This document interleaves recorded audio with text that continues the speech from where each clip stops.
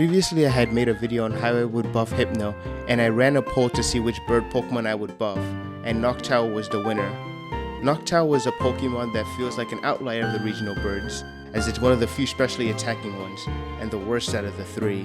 The buffs I wish to provide for it will hopefully carve out a niche for it, among the other many bulky flying types, and specifically the attacking ones to boot. For those new here, I normally split the video into two parts. The first one is where I give Noctowl more reasonable buffs, where I try to be more conservative with how I increase its stats, and give minimal additions to its move pool. The second part is where I will not be abiding by any rules, and I will apply buffs where I see fit. With that out of the way, let's get into the video. Let's start with Noctowl's competitive history. How good has it been from its debut in Generation 2? Unfortunately, not very good. Its poor physical bulk and mediocre offensive stats led it to having a more passive role, running defensively oriented sets because of its high HP and special defense, being able to stave off special attackers and heal it off, in tiers where that is far and few between. Across generations 2 through 6, it is normally running defensive sets with Nightshade and Roost in order to whittle down Pokemon with consistent damage and healing off attacks. Hypnosis gets a special mention too, but because of mainly how strong Sleep was prior to Generation 6, so whatever could use it, did use it. However, Hypnosis was slowly phased out of its moveset due to hazards becoming more prevalent over time, and better Pokemon also having access to it or a better alternative in Spore or Sleep Powder.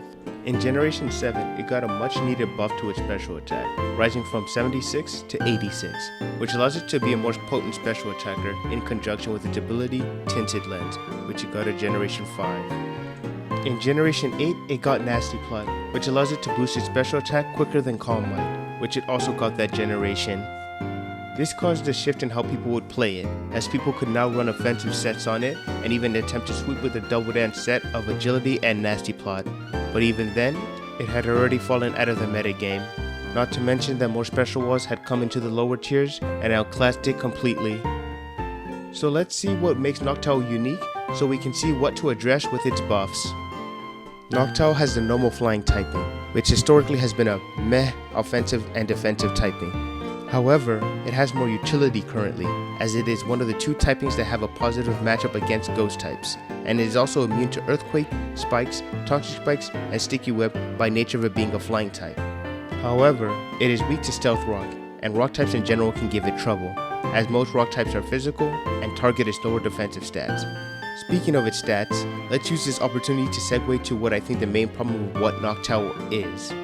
It possesses a high HP and special defense stat, poor attack and defense, a usable special attacking stat, and an okay speed for a defensive Pokemon, a stat distribution that we've seen quite a lot since then. The main issue of Noctowl currently stems from it just not having a good defensive typing to carve out its own niche as a special tank, and unlike Blissey, it's not specially bulky enough to offset its okay typing, and it doesn't hit as hard as other specially oriented wall breakers on the slower side, like Primarina, Hoopa, or Dragalge. I think what it needs is to pick one of these roles to fulfill, or to carve out a brand new niche for itself. With the more reasonable buffs, I would change Noctowl's defense from 50 to 70, making it in line with its fellow flying type Mantine, and I would also take 10 of its attack and place it in its special attack, putting it at a base 96. This would allow it to hit even harder with its special attacks.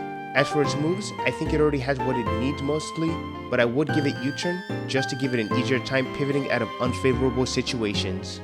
I don't personally think that this will put it in the realm of viability anytime soon, but it does carve out a niche for being able to threaten steel types with its Nasty Plot plus Hurricane combination, and steel types in the lower tiers, save for some exceptions, lack the necessary firepower to threaten it out. As for the Wilder buffs, I would give it base 130 HP. Giving Pokemon more HP is normally not enough for making Pokemon bulkier without them having the appropriate defenses to back it up. So while it retains its base 70 defense from the previous buff, it would also get a plus 10 to its special defense stat, making it 106, as well as keeping its special attack from the previous buff, making it have 130 HP, 40 attack, 70 defense, 96 special attack, 106 special defense, and 70 speed. As for move pool additions, I would give it access to Side Shock, although I don't think it would really need it with its ability and move pool. Boom Burst is my next choice for an extremely potent stab move. U-turn is also being kept in order for it to preserve its momentum. This would turn Noctowl into an extremely scary Pokemon for non-ghost types, as normal Flying Stab is only quad resisted by Rock and Steel types. A typing that is not only rare, but not really good defensively due to their many weaknesses to common attacking types. This led to me also giving Noctowl Focus Blast, which would allow Noctowl to hit them super effectively. These buffs would allow it to have the bulk to stave off powerful special attacks like how Blissey and Mantine do, but have the higher physical defense in comparison to the former, and the lack of a quad weakness and small offensive move pool of the latter. This would give it a niche over other special flying types as its bulk is comparable to the likes of Zapdos and Mandibuzz, with it having the ability to pressure steel types without having to specifically run Heat Wave to beat them, something that Zapdos cannot do with Pokemon like Heatran and Tyranitar. Its high health and spammable stab moves would allow it to have a niche as a bulky flying type wall breaker, a niche that is only shared by Togekiss and Galarian Moltres, Pokemon that can do a lot, but have a hard time with Pokemon that resist their stab moves. Noctowl will have an easier time as these resists could not easily dry switch onto Noctowl, especially once it has set up a nasty plot and it can fire off Boom Burst and Hurricane without much of an issue.